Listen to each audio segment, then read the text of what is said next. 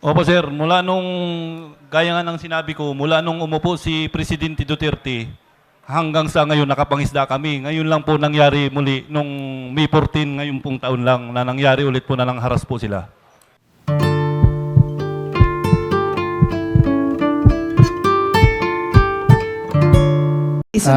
Isunod naman po natin ang grupo ng San Salvador, Masinloc. Hello po. Ako nga pala po si Jeffrey Lad, ang bilang chairman ng mga isda po dyan sa San Salvador, Masinloc, Zambales, na talaga pong marami na pong karanasan sa West Philippine Sea. Gusto ko lang po sanang iparating sa inyo na sa mga nandito po sa ating harapan na sa ating mga Pilipino na wala naman po tayong kakayahan na lumaban sa kanila. Isa lang naman po ang daing naming mga isda na muling maibalik kami muli sa West Philippine Sea at Baho di Masinloc na makapangisda. Dahil sa totoo lang po, napakarami na naming karanasan na napangaharas.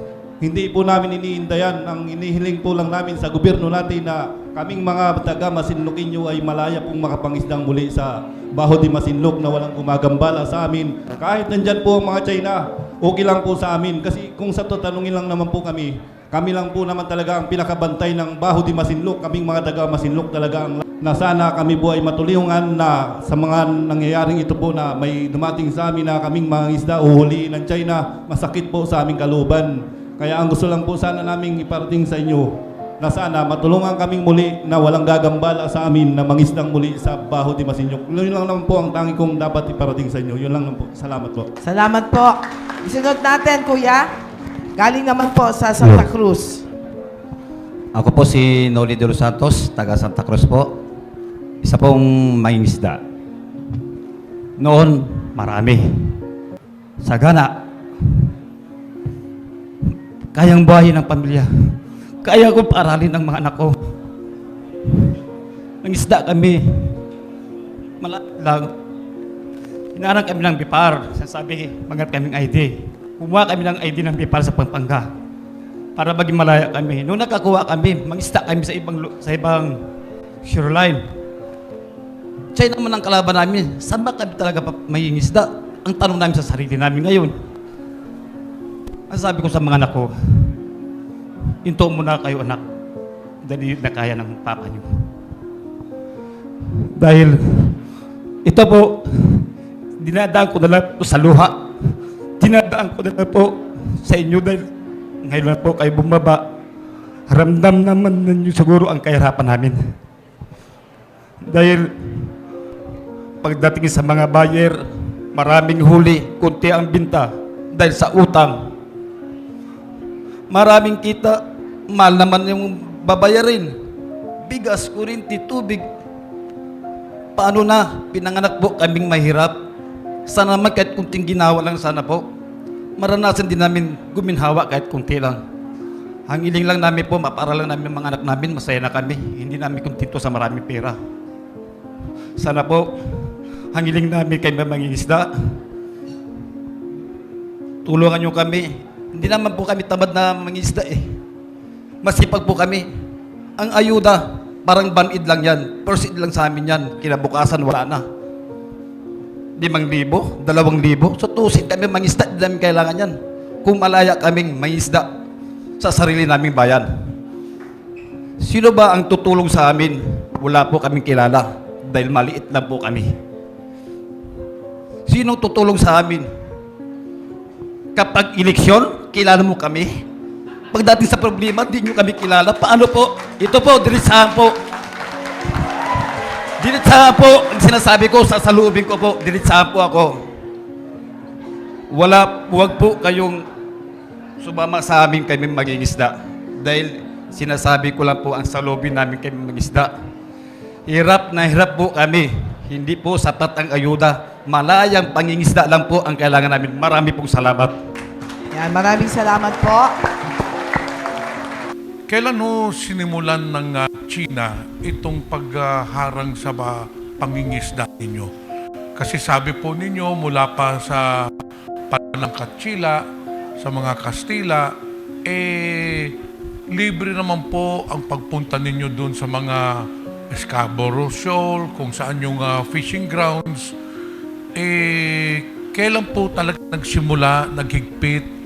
Anong taon po, kung natatandaan po ninyo, nagsimula maghigpit ang China para hindi na kayo mangisda doon sa lugar na pinangisdaan ng inyong ninuno?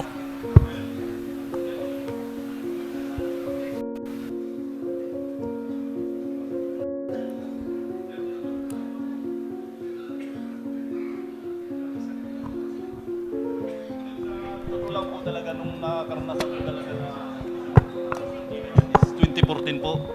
Dahil sa kakayahan po na lagi po ako nangingisda dyan.